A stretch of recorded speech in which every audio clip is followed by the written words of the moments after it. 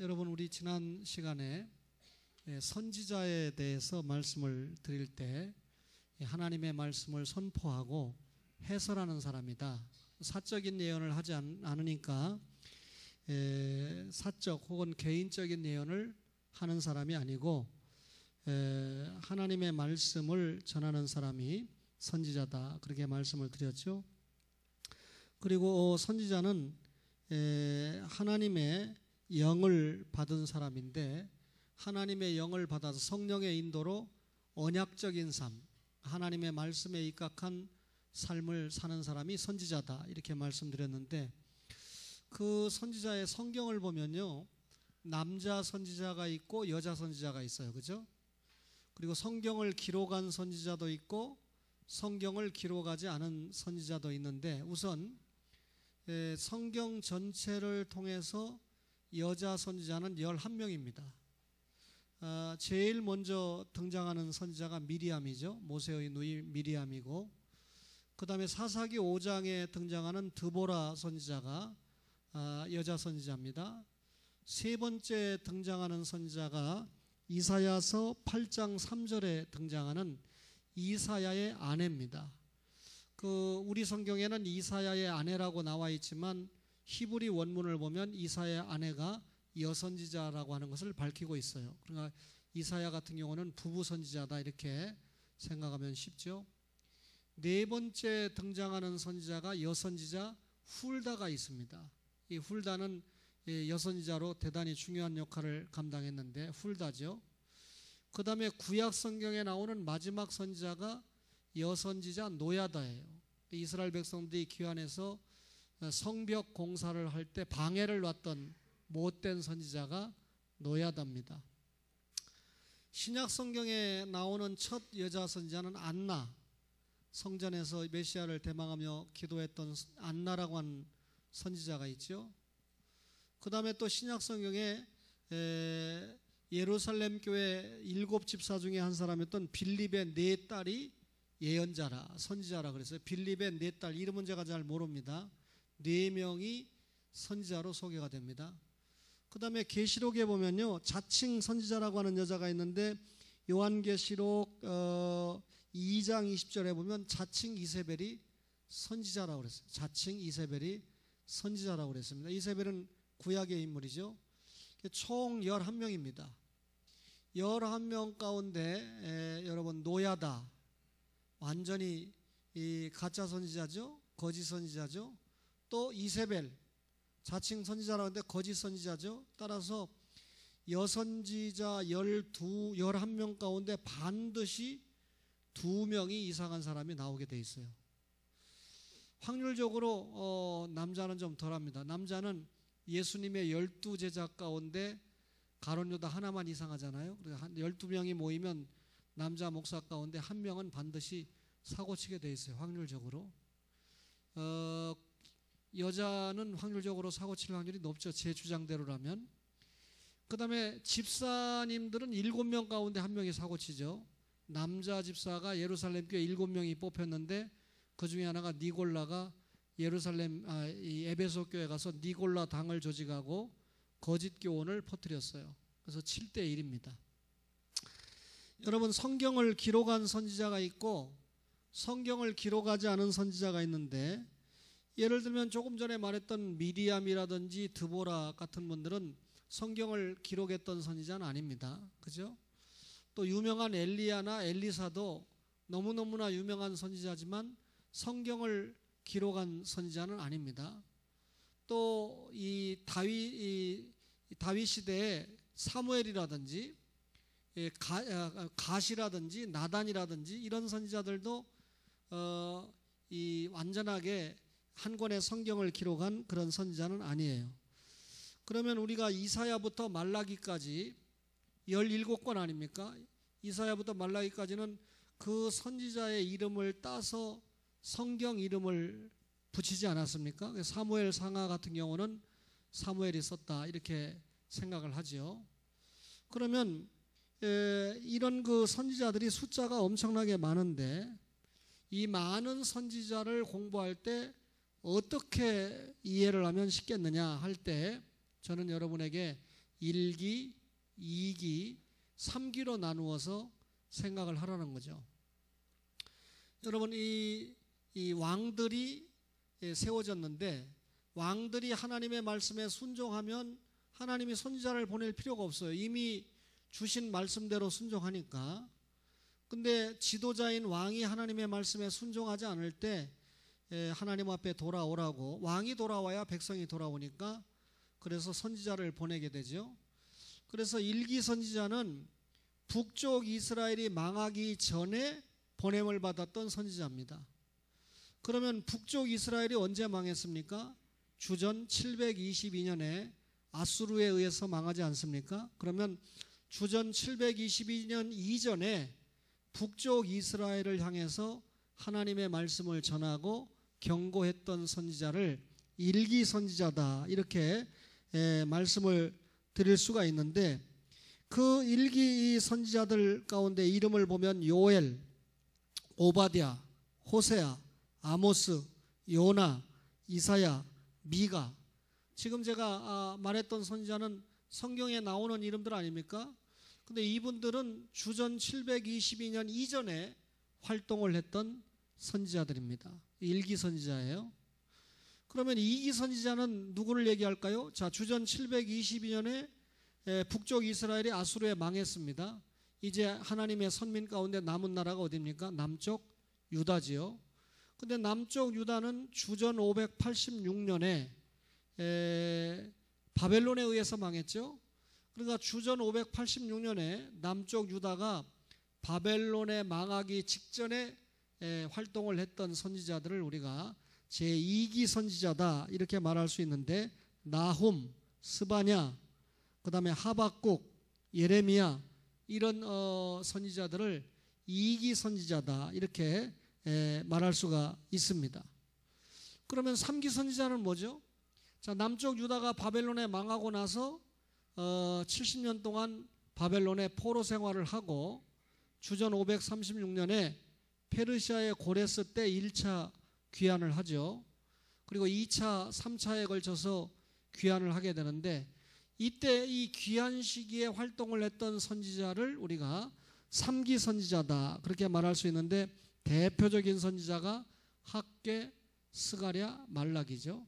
그 포로기에 활동했던 선지자는 에스겔이나 다니엘 같은 선지자가 있는데, 포로기를 마치고 돌아올 때 사역을 했던 선지자가 학개, 스가랴, 말라기와 같은 선지자예요. 그러니까 많은 선지자들이 성경을 기록했지만 1기와 2기와 3기로 나누어서 여러분과 제가 생각하면 구분이 되죠.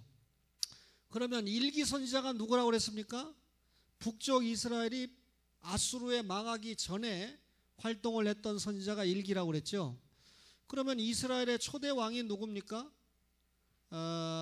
여로보암이죠. 19번째 왕이 누굽니까? 호세아입니다. 선지자 호세아와 왕 선지자 왕 호세아를 헷갈리면 안 되죠. 그럼 북쪽 이스라엘이 여로보암이 나라를 세워서 19번째 왕인 호세아 때 나라가 망하는데, 이 왕은 정통 왕가가 아니기 때문에 9번이나 정권이 바뀌어요. 그러니까 왕은 아들에게 세습되는 거 아닙니까? 세습되지 않고 부하가 선왕을 찔러 죽여서 왕이 된다든가 해서 이 9번이나 왕조가 바뀌는데, 그 중에 가장 악한 왕이 7번째 왕인 아합 왕이죠. 그리고 그 부인이 자칭 선지자라고 하는 이세벨이 아닙니까? 그렇죠? 아합과 이세벨의 딸이 아달랴로서 남쪽에 시집 와가지고 7번째 왕이 돼가지고 하나님의 구속 역사를 끊으려고 했던 거 아닙니까? 목사님 지금 설교를 아주 힘있게 하시는데 도무지 무슨 말인지 모르겠습니다. 이게 한국교회 현실이에요. 근데 우리 가족들이 이걸 모른다 그러면 약간의 문제가 있죠.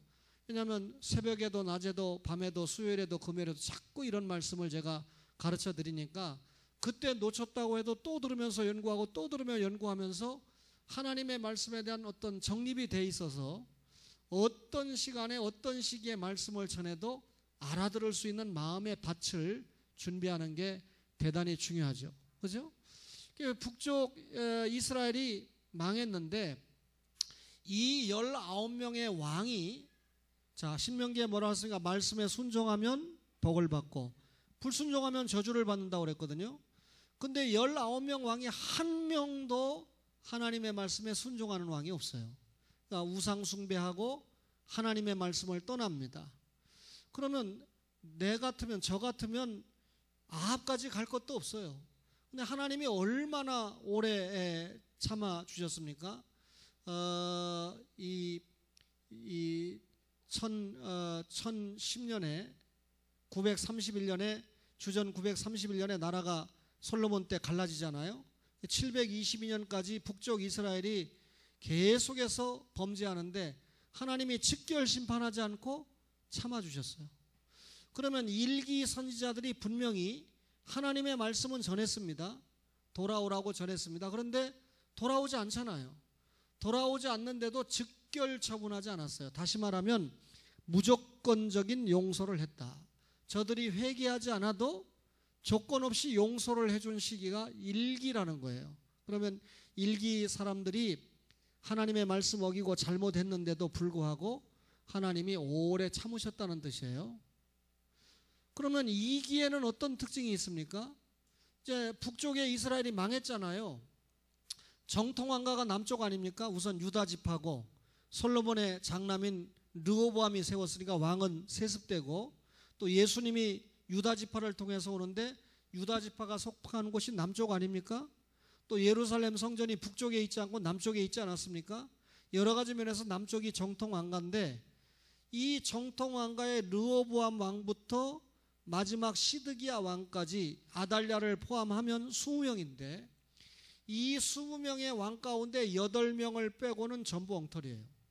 그럼 8명이 다윗의 길을 따라갔는데 8명 중에 13번째 왕이었던 히스기야가 가장 하나님 앞에 인정받는 왕이었는데도 불구하고 연약할 때가 있었습니다. 그러니까 8명의 왕이 다윗의 길을 따라갔다고 하지만 완전하잖아요. 처음에는 잘 따라가다가 뒤에 미끄러진 사람도 있고, 처음에는 잘 못 따라가다가 회개하고 뒤에는 또 잘 따라간 사람도 있고, 그런데 왕들이 이렇게 완전하지 못하다는 것은 완전한 왕이신 예수님을 기다리게 하는 겁니다. 구약 성경의 왕들을 보면서 왕들이 내내 오줌 싸고 죄 짓고 완전하지 못하구나, 실족 잘하는구나.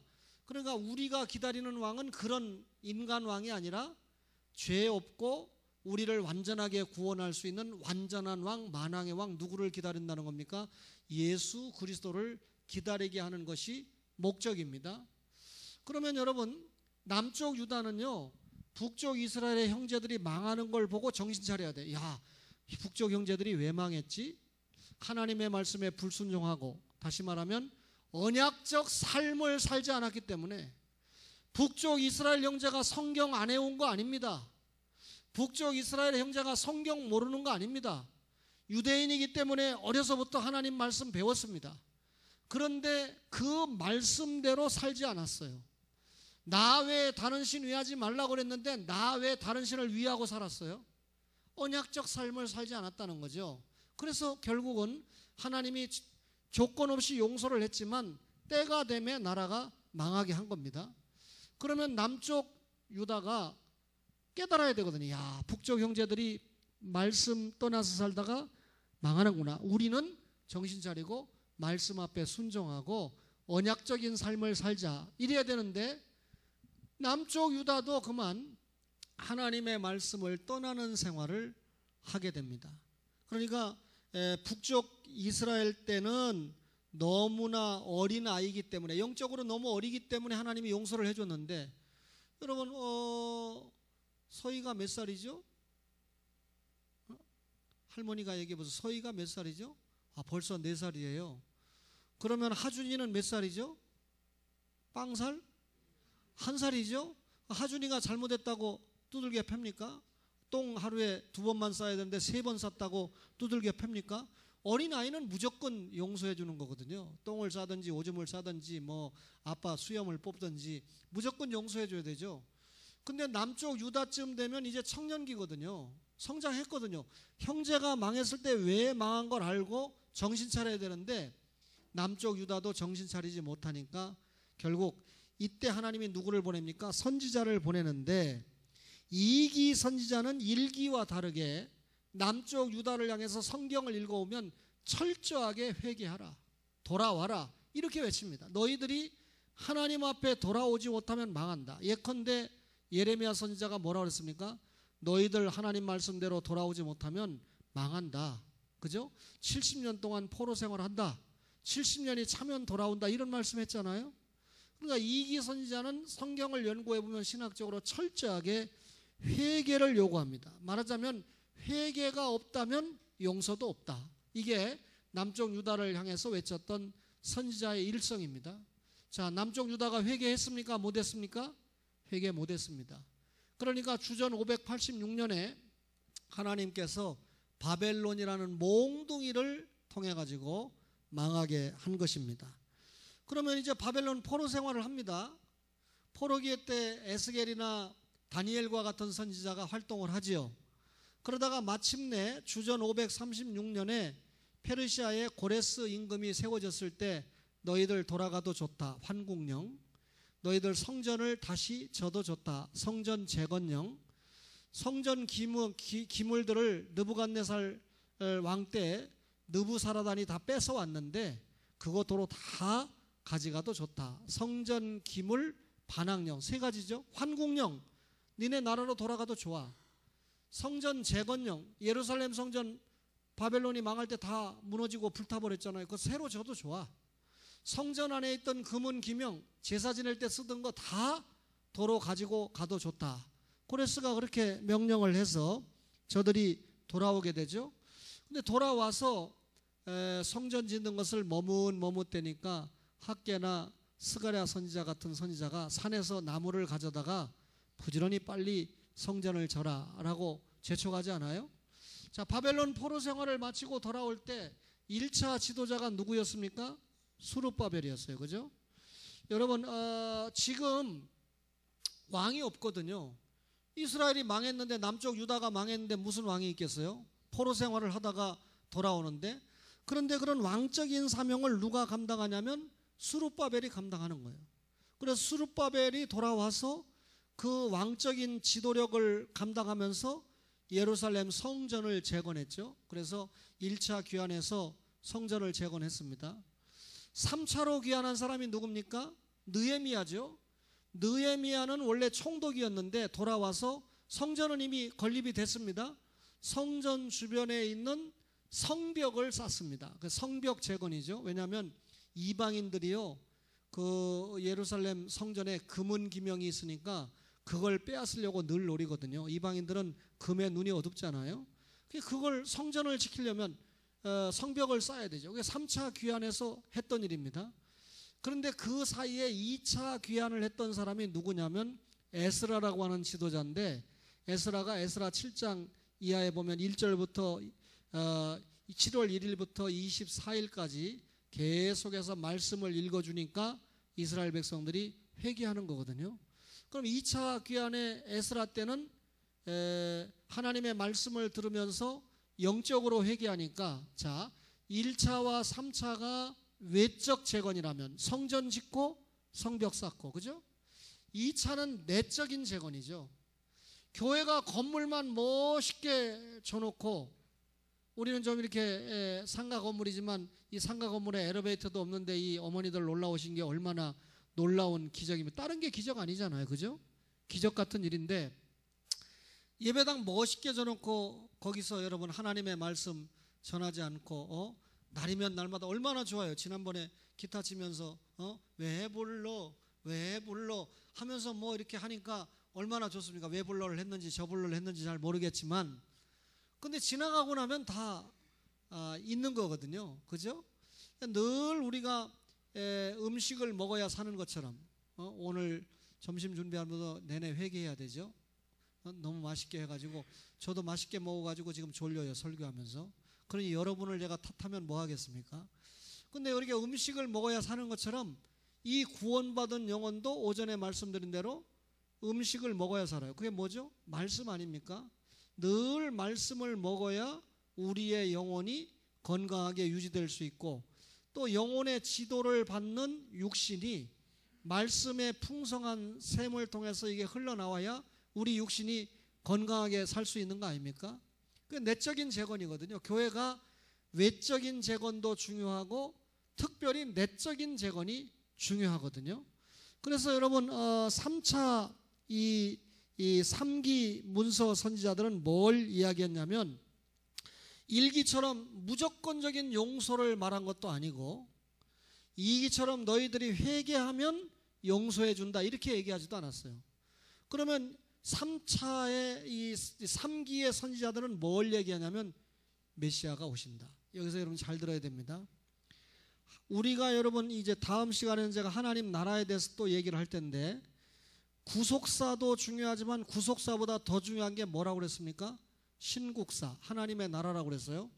아담이 하나님 나라 일꾼으로 사용받아야 되는데 범죄하는 바람에 하나님 나라 일꾼에서 미끄러졌어요. 다시 하나님 나라로 불러들이는 방법이 뭡니까? 죄 용서받는 거거든요. 구속받아야 하나님 나라 일꾼으로 사용받는 거거든요. 구속이 목적이 아니고 우리가 구원받은 게 목적이 아니고 구원받은 이후에 뭡니까? 하나님 나라 일꾼으로 사용받는 게 목적이거든요. 구원은 받았다 그러면서 하나님 나라 일꾼으로 사용받지 못하는 건 정말 비참한 교회입니다.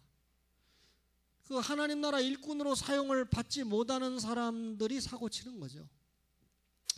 그러면 여러분 자, 하나님 나라를 이루어가는 방법이 뭐냐면 하나님의 언약이거든요. 그러니까 하나님께서 당신의 나라를 이루어가는 방법이 언약이거든요. 그러면 그 언약을 받은 우리가 어떻게 살아야 되죠? 그 하나님의 언약의 말씀에 순종하면 하나님 나라 일꾼으로 행복하게 복받으며 사는 거고, 하나님의 언약에 불순종하면 얻어 터지는 거 아닙니까? 저주받는 거 아닙니까? 따라서 하나님 나라를 이루어가는 방법이 언약이에요. 그런데 여쭤보겠습니다. 하나님의 언약에 하나님이 실패합니까? 안 합니까? 절대로 안 하죠. 하나님은 불변하시는 분이기 때문에 한 번 약속한 것은 횃불 언약처럼 목숨을 걸고 지키는 분입니다. 문제는 언약에 누가 실패하죠? 사람이 실패합니다. 아담이 실패했습니다. 노아가 실패했습니다. 그렇죠? 이스라엘 백성이 실패했습니다. 그러니까 결국 하나님 나라가 이루어가는 중요한 방법이 언약인데, 그 언약에서 하나님은 절대로 실패하지 않는데 누가 실패합니까? 인간이 실패해요. 그러면 하나님 나라가 정상적으로 이루어지려고 하면 언약에 실패하지 않는 인간이 필요하죠. 그러면 언약에 실패할 수 없는 인간이 누굽니까? 예수님이죠.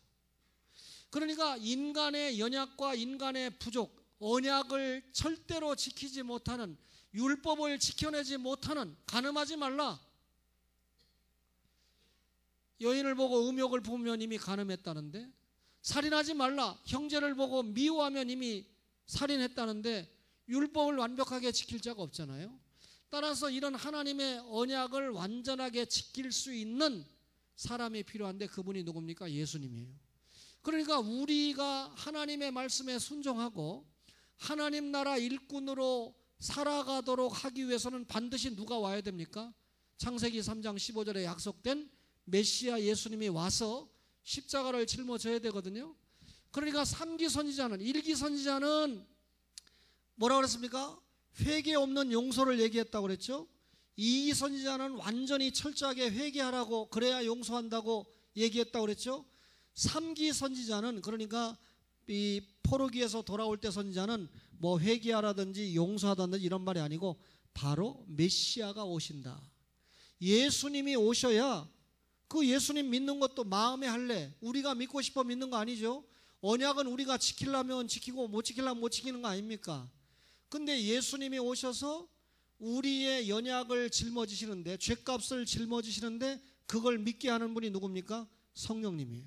그러니까 메시아가 오셔야 우리가 언약을 지킬 수 있고, 죄 용서 받아야 언약을 지킬 수 있잖아요. 언약을 지켜낼 때 하나님 나라 일꾼으로 사용받을 수 있는 겁니다. 이해가 되셨습니까? 따라서 3기 선지자는 마침내 메시아가 오신다. 그러면 여러분 3기 선지자의 주장은 뭡니까? 인간은 언약에 실패했고 하나님은 언약에 승리를 하셨다. 그러면 언약에 승리하신 하나님이 실패한 인간을 위해서 스스로 하나님이신 예수님이 스스로 인간이 돼서 이 땅에 오심으로 말미암아 어떻게 합니까? 인간의 연약을 다 짊어지고 죄값을 짊어지고 용서하고 인간으로 하여금 뭐라고요? 언약에 승리하도록 하신다. 그러면 우리는 어떻게든지 언약에 승리하지 못하는데 하나님이 주신 이 언약에 완전하게 승리할 수 있는 유일한 한 분 인간 누굽니까? 메시아라는 거죠. 따라서 선지서 이사야부터 말라기까지 선지자들이 말하는 핵심이 뭡니까? 언약과 메시아예요. 언약과 메시아의 결합입니다. 다시 말하면 절대로 인간은 언약을 지키지 못한다. 따라서 언약을 못 지키면 하나님 나라 일꾼도 못 되는 거죠. 이런 그 범죄한 인간을 위해서 스스로 하나님이 낮고 천한 이 땅에 사람의 몸을 입고 오셔서 죄 없는 분이죠. 능력 있는 분이죠. 연약하고 어떻게 하든지 하나님의 말씀을 지키지 못하는 인간을 죄를 용서해서 구원을 시켜서 하나님의 언약을 지킬 수 있도록 하신다라고 하는 게 선지서의 요지예요. 그러면 여러분과 제가 이 선지서의 말씀을 깨닫고 믿는다고 하면 나는 연약하지만 자꾸 말씀으로 돌아가려고 하면 하나님께서 예수님을 통해서 여러분과 저의 죄를 용서하시고 우리가 잃어버렸던 하나님 나라 일꾼의 지위를 확보하도록 여러분 하나님 나라 일꾼으로 사용받을 수 있도록 해주시는 겁니다. 이걸 알기 때문에 부족하지만 여러분 목사는 불평하지 않고 하나님이 나에게 맡겨주시면 주님의 일을 감당하겠다라고 하는 자세로 달려오는 겁니다. 그러니까 이런 확실한 믿음을 가지면 반주를 시켜도 싫지 않은 거죠. 내가 할 수 있는 주의 일이 청소입니까? 싫지 않은 거죠. 내가 할 수 있는 일이 제 아내의 경우에는 저를 돕는 거 아닙니까? 어제 한 장로님이 저희 집에 와서 좀 수리를 해주고 그랬는데 그 시간에 저는 너무 바쁘니까 제 아내가 거기서 왔다 갔다 하는데 불러가지고 앉혀놓고 의자 두 개 놓고 저는 옆에서 부르고 제 아내는 치고 한 1시간 정도 걸렸는지 모르겠습니다. 제가 하려면 24시간 걸려요. 근데 제가 다 깨알같이 노트에다 대충 이렇게 써놓고 가끔 제 글씨도 못 알아보지만 이렇게 써놓고 앉아가지고 저는 뒤에서 다리 꼬고 부르면 제 아내가 다 이렇게 쳐주죠. 그렇게 하고 교정 보라 그러면 교정 무조 신학을 했기 때문에 그렇게 해주니까 제가 많은 일들을 감당할 수 있는 거거든요. 사실은. 그러면 제 아내의 입장에서는 이런 하나님의 진리를 알 때 그것 자체가 감사한 거죠. 그렇죠? 요새 어떤 좋은 목사님 때문에 인천대공원 꽃 구경을 해봤고요. 그 다음에 일산 호수공원에 그렇게 좋다는데 처음 가봤고요.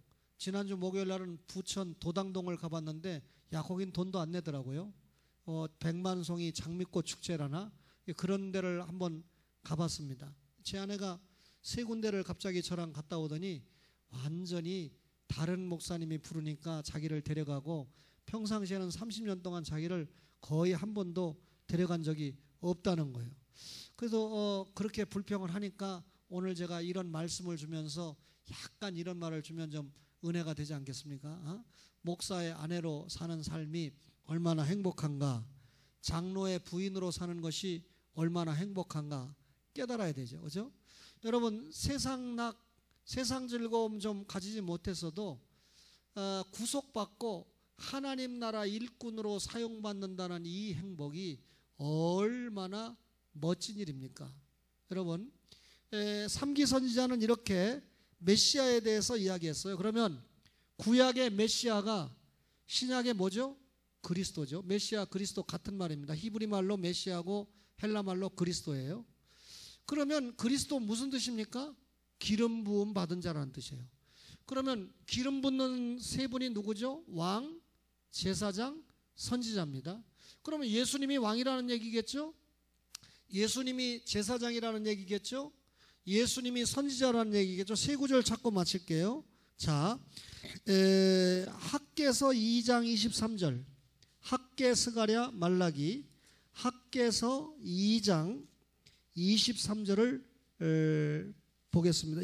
학개서 2장 만군의 여호와가 일어나 13장 학개서 2장 예, 학개서 2장 몇 절이요? 13절. 예, 학개서 2장 13절 다 같이 한번 학개서 2장 23절 다 같이 한번 읽겠습니다. 시작. 만군의 여호와가 말하노라. 스알디엘의 아들 내 종 스룹바벨아, 여호와가 말하노라. 그날에 내가 너를 세우고 너를 인장으로 삼으리니 이는 내가 너를 택하였음이니라. 만군의 여호와의 말이니라 하시니라. 거기 누가 나와요? 스룹바벨이 나오죠. 스룹바벨을 뭘로 삼는다고요? 인장, 완전히 왕권을 가진 사람, 그죠? 그럼 여기 스룹바벨은 뭘 예표하는 사람이냐면, 아까 말했죠, 왕은 없습니다. 지금 이 왕권이 시드기야에서 끊어졌기 때문에 왕권의 힘을 가지고 지금 왕 노릇을 하는 사람이 스룹바벨이에요. 그래서 와서 지도력을 가지고 성전을 재건하거든요. 그러면 여기 스룹바벨은 누구를 예표하는 인물이라고요? 예수님을 예표하는 인물입니다. 길게 얘기 안 하겠습니다. 그러면 스룹바벨이 예수님을 예표한다면 예수님이 누구라는 뜻이죠? 왕이신 예수님을 이야기한다, 그 말입니다. 이 스룹바벨이 여기 등장한 건 뒤에 오시는 메시아 그리스도가 왕이다, 왕으로 오신다, 이걸 위해서 존재한 인물이에요. 두 번째로요, 스가랴 6장 11절을 보겠습니다. 학개 스가랴 6장 11절을 보겠습니다. 은과 금을 받아 면류관을 만들어 여호사닥의 아들 대제사장 여호수아의 머리에 씌우고 그랬죠. 여기 여호수아가 나오죠. 여러분, 메시아는 제사장으로 면류관을 쓴다는 겁니다. 그 역할을 지금 여호수아, 여기 여호수아의 머리에 뭘 씌웠어요? 면류관을 씌웠다고 그랬죠. 그러면 이 여호수아는 제사장이신 예수님을 예표하는데, 예수님이 십자가에서 면류관을 썼습니다. 여러분, 무슨 면류관입니까? 여러분과 저의 죄를 용서하시기 위한 제사장으로서의 면류관, 다시 말하면 대속의 면류관, 사제의 면류관이죠. 그죠?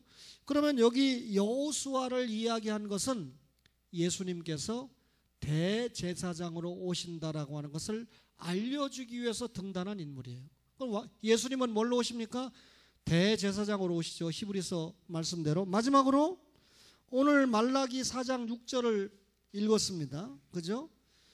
말라기 4장 6절에 우리 김용옥 권사님 읽었는데, 보라 여호와의 크고 두려운 날, 여호와의 크고 두려운 날은 신약시대죠. 이르기 전에 내가 선지자 엘리야를 너에게 보낸다. 엘리야가 누굽니까? 세례 요한입니다.